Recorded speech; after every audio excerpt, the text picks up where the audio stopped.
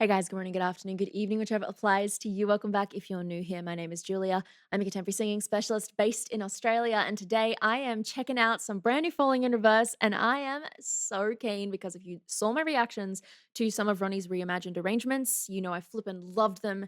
So I am really excited to check out some new music from Falling in Reverse. This is Zombified. Let's do this. Now's probably a bad time to mention I am kind of scared of zombies. All right.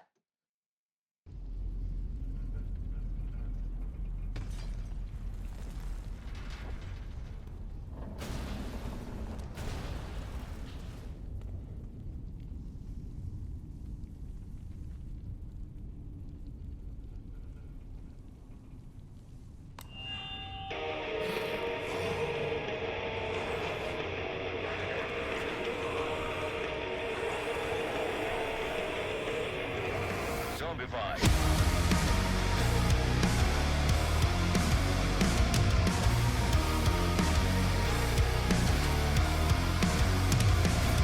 The monsters are living under your bed, cause they are the voices in your head.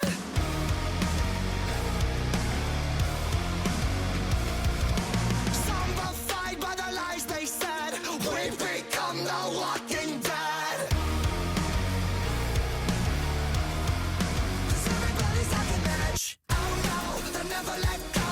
Something you said 10 years ago. They're canceling you. And they won't stop till everybody's zombified. They're pumping us with lies like it's formaldehyde. We're dead inside. It goes on and on, let this go. When it stops, we'll never know. We're hypnotized. And they won't stop till you're zombified.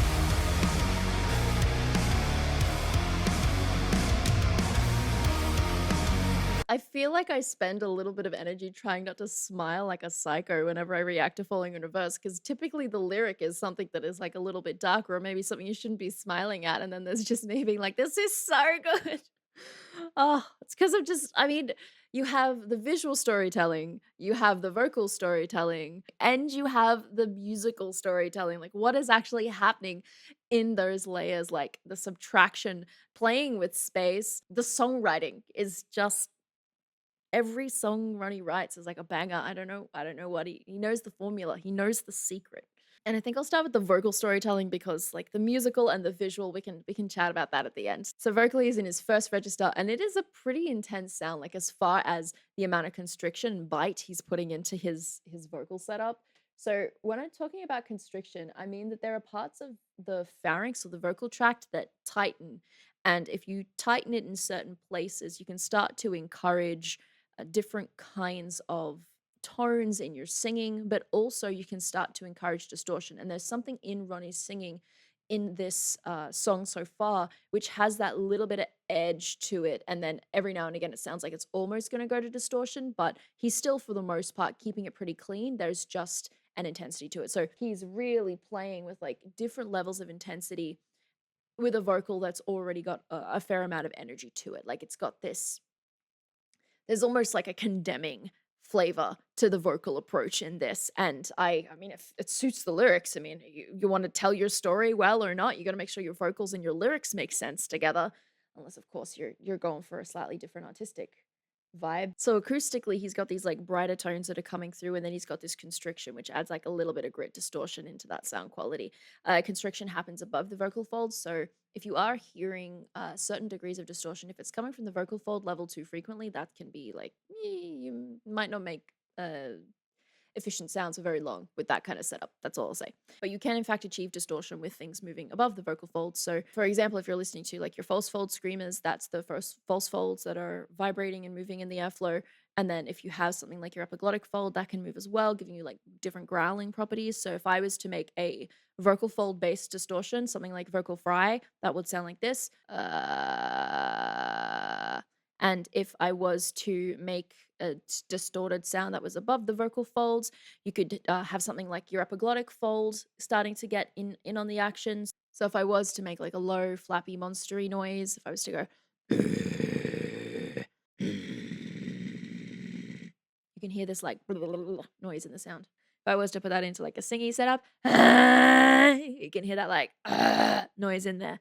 That's my epiglottic fold going for its life in the airflow. Little flappy. I mean, it's not really flapping; it's like vibrating against my arytenoids, but you're going to need some level of constriction in your vocal tract in order to be able to produce some of the slightly distorted qualities that Ronnie is getting into his sound. And of course, there's a whole array of like harsh vocal effects that you can get that do require you to be relaxed through there. But in this particular case, Ronnie's using his true folds. He's got some clean singing happening, some brighter, pingier tones. I've spoken before about how crazy forward Ronnie's sound gets and how he's able to manipulate it depending on where he's putting his jaw or if he's shifting it forward or back or whatever's happening with the tongue there plays a major role. So, there's pressure being built up here. And I mean, you're breathing in support. Having heard Ronnie's fry scream before, I imagine his breathing in support is pretty flippin' on it. So pressure here. You've also got pressure in the abdominals that are part of that breathing and support mechanism. And then Ronnie's got to manage that as a vocalist across the phrase to make sure that he gets the quality that he wants out of his sound. But there is a fair bit of pressure that can happen around sort of within the vocal tract as you include constriction, but also as you try to strive for that intensity in this kind of vocal. I think there was actually a section where you can almost hear that intensity building in the vocal. I will re-find it. Yes, okay, so this section here, you can hear on inside, we get distortion in the sound, and then it backs off into that like great connected section. I'll like point it out when it happens, and then escalates again. And then, I mean, part of it is the layering. Oh God, the layers in this. I will touch on this later, but you can hear it in the vocals. Like as far as vocal choices go, you can hear a difference in the intensity to when he does go to something that is distorted and when he's like just chilling on his belt. Sounds so weird to say chilling on his belt, but honestly, I mean, I've heard him belt before and this sounds like a relaxed thing. I don't know. I don't know. Maybe it is hard. It doesn't sound like it would be very difficult for him though. Considering the other kinds of intense vocals that we've heard from Ronnie. But anyway, let us keep going. And I will point out as this little next section plays where that intensity starts to increase. Let's see if we can follow along together.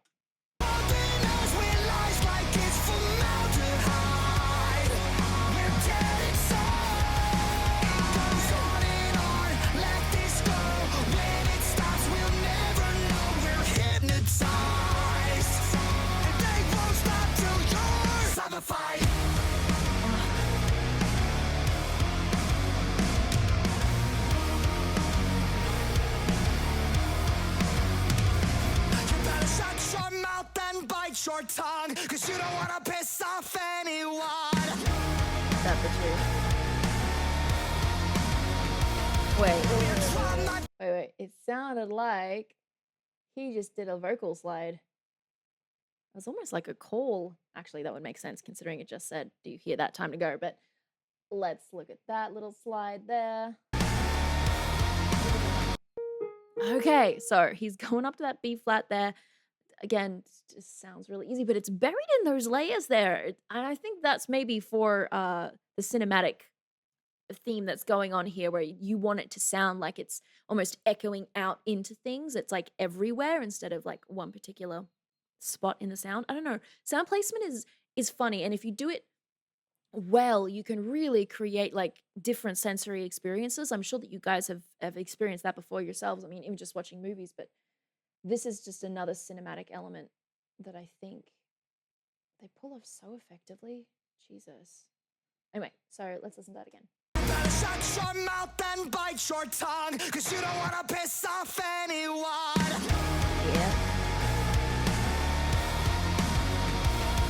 We're traumatized by the damage done. Welcome to America.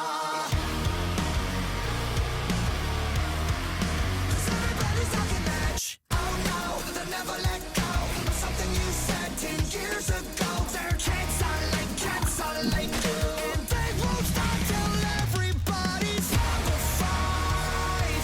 They're bumping us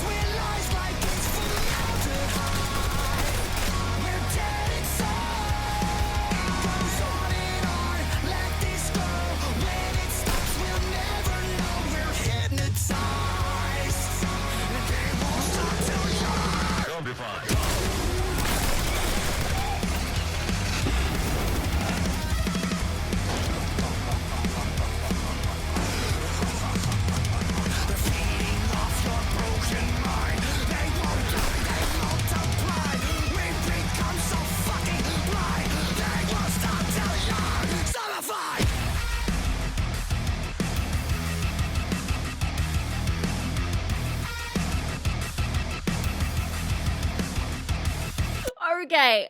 Oh, there are aliens now? That this just keeps escalating. Like, way to go, Apocalypse. You got like everything involved there. Also, this build, I wanna hear it again, and we'll just see if it twigs the same musical memory.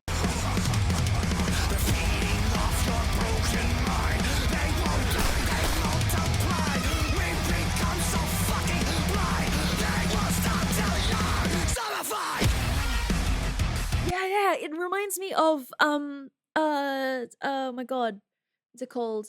Sick and tired of wondering, praying to a god that you don't believe, searching for the truth and the lost and found, so something, something question, who the fuck is your god now? Blah! Yes, okay. Um, this is another one of Ronnie's tracks. The build in Popular Monster. That's it. Oh god, that was annoying me. I'm like, "Really? I'm gonna remember lyrics over the flipping title of the song?" I mean, okay, fair, fitting. Anyway, it reminds me of the build in that. Same kinda, like, speech-based setup. You have those, like, slight increments in pitch as you start to build up towards the drop, and then perfect use of space. I mean, they've used space so just effectively. They've used space, that's the word I'm looking for. They've used space so effectively in this song that it has contributed to its catchiness. It is just, it's been building tension for me this entire time, hearing those little moments where parts of the layers are like completely pared back, like you can't hear them at all, basically, except maybe like a guitar. And then other moments where it's completely quiet, like just playing with space like that.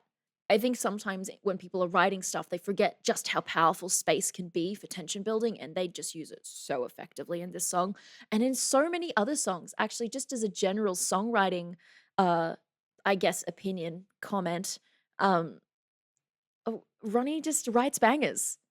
And part of it is the way in which the songs are arranged is they're just so catchy and I could listen to them forever. I don't know what else to say on that. But yeah, circling back, this gives me the same feeling as that build in Popular Monster, and it was super effective there, and it's super effective here. And part of the reason for that is it starts off speech based, so we have a place that we start, and then he will start to increase his speech pitch. So when I say speech pitch, I mean even as we are talking, we are changing our pitches as we talk, but the range that we might change pitch is significantly smaller than if we were singing. Super effective. It basically has him escalating towards a screaming sound, actually, so you really start to feel that pitch and intensity that you just innately connect to as a human. And we can connect to that because we've probably experienced it if we've been going through something that's like really emotional and you've been escalating and escalating. You know that your voice gets louder, the pitch rises.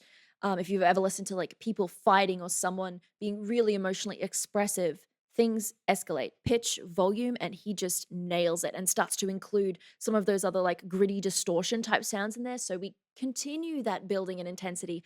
Meanwhile, it's still a speech approach. He's not necessarily singing in this moment, but it is perfect for leading us up to that drop.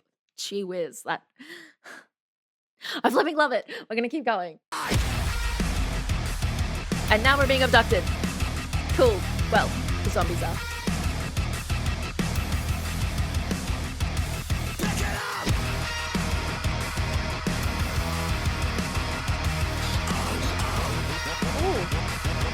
So that we had more grit and distortion in there. That sounded like we had a little bit of false fold action happening in there.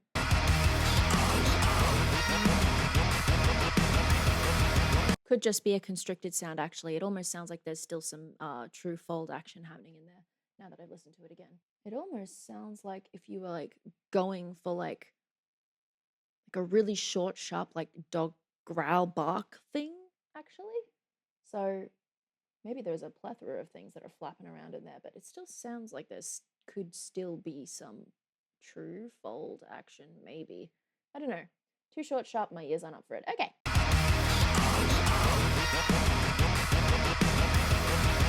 Now everybody's zombified.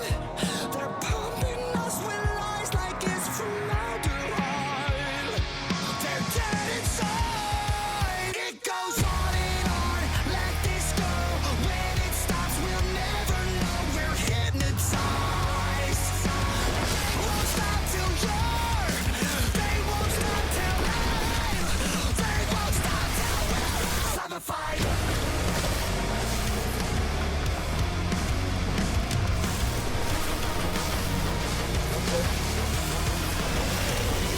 Zombified. Ah, well, that was a dramatic way to end this music video. I wanna know what happens next now. Maybe that's the point. Okay, maybe that's the point because I do know that in previous, like, music videos, Ronnie's kinda connected them as, like, a little series, so you can see a continuation of certain themes or stories. I mean, these are basically mini movies. That's how I feel about it. I mean, they're clearly not holding back on the zombie theme, although I must admit the zombies in this didn't really scare me. And I'm pretty scared of zombies, like, I couldn't even play that, like, Black Ops Zombies game during the nighttime. I had to play it during daytime. I mean, part of the problem was I had, like, a really good headset to, like, play the normal games, but in the zombie mode, it means that all you hear is the terrifying noises from the zombies around you. My point is, I couldn't even play those zombie games, and that's, like, not really all that scary according to other people, but for me, I couldn't play it at night. So I'm pretty scared of zombies, but I wasn't scared of the zombies in this. And I think part of it is because it became very much a social commentary and not really trying to scare us. It's more of an observation. I mean, a pretty brutal observation of certain societal behaviors at the moment. And I can't like, where is the lie? I mean, it's true. We see this stuff. We see it online. We see it with people that we maybe even know, and I'm sure that depending on where you are in the world and what circles you run in, it's probably worse or perhaps not as frequent. The zombie mentality of like we just go after whoever for whatever, just so long as we have something to go after. I mean, it exists. So this being like almost like a social commentary on everything, like where are they going? Where did the aliens take them? It was more just observing the small things that were happening visually. And there's the lyrics, and then there's the visual representation of like mimicking what those lyrics are saying. So like the zombies are all coming for him, like particularly the female, I think it was a cheerleader zombie who looked at the ground and the broken mirrors, and she looked gorgeous, and yet she herself is a zombie. And you have like all these different strands which feed into this like main observation of this stuff perhaps not being so good for people. It gets you thinking. I mean, even if you're only thinking as far as God, this is a flipping banger, it's going in the playlist, this is such a cool song. It is, definitely. And then there's the other aspect where maybe you're thinking about the lyrics a little more, and you go, you know what, that I can actually observe elements of mob mentality and like cancel culture and all these things. They exist. They're around us, and uh maybe get you thinking about that a little more. And maybe that makes it even more scary that I'm not actually scared by these zombies when in this particular video clip they're doing a lot of damage. Like it looks like the apocalypse. The world has ended, and now there are aliens and a giant dinosaur that they got eaten by involved. I really want to know where this goes. Like all I have are questions. Okay, let's leave theme. Great music video. Really interesting to watch visually. And in fact, there was one moment where it looked like he picked up the base of a mic stand and like used it as a javelin to take the zombie through the eyes, which I mean, I'd never thought about that really. And I mean, I'm Australian. We don't have guns. And now I know that I'm set for the zombie apocalypse. Mic stand javelins through the forehead. Thought that was pretty amusing. Anyways, vocally, we got another example towards the end there of the instrumentation pairing back, and Ronnie going into a slightly different vocal setup, which up until this point it had all been. I would say that there's been a certain degree of intensity in everything that he had sung leading up to that moment. In fact, let me find it and then you'll know the bit that I'm talking about. But he changes the weight of his vocal mechanism and he starts to allow breathiness and aspiration come through. And I've mentioned this before, reacting to um, The Drug in Me is You Reimagined and I'm Not a Vampire Revamped. You can be highly expressive through your use of aspiration.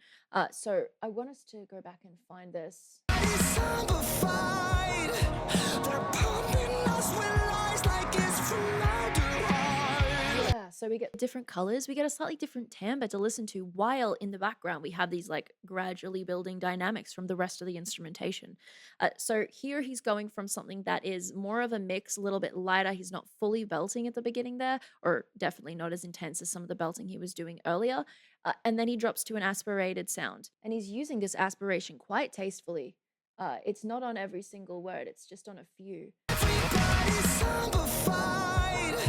They're pumping us with lies. So this pumping us with lies, the pumping part has aspiration coming through, and then by the time he's on lies, he's back to something that is more full fold closure, not as aspirated, but there is something that's being done to the layering there, which kind of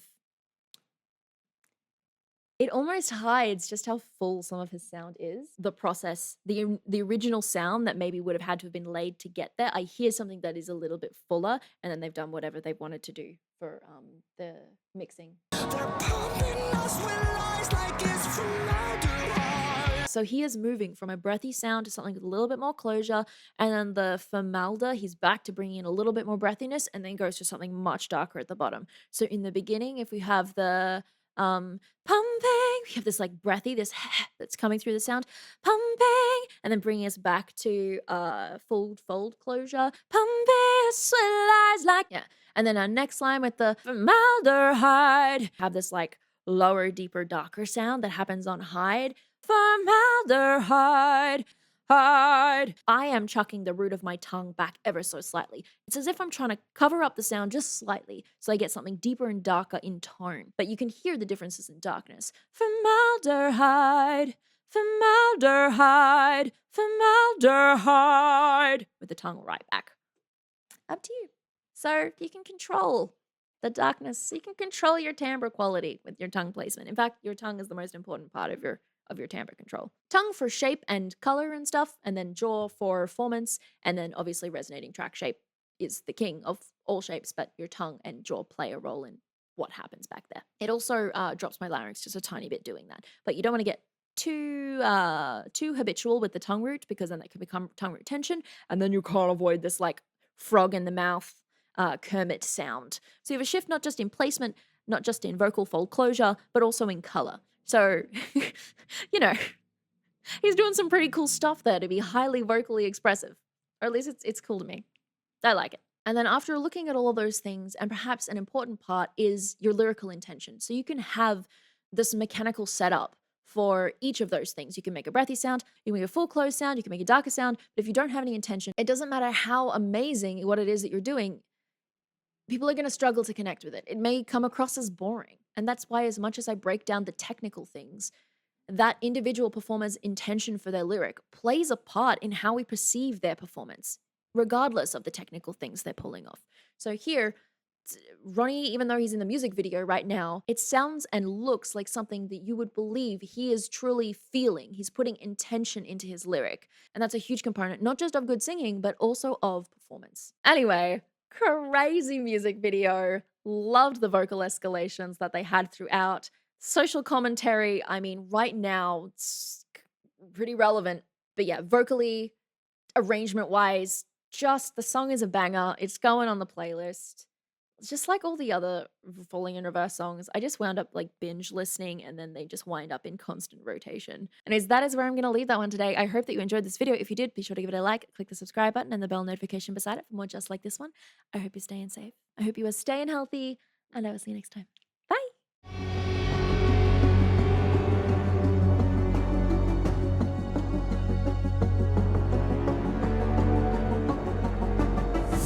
I'm so excited for this. I don't even think I can film my intro properly. Ah! Okay. Whatever. Flappy is like, if you were to think of it as really, really slow, I guess it's flapping.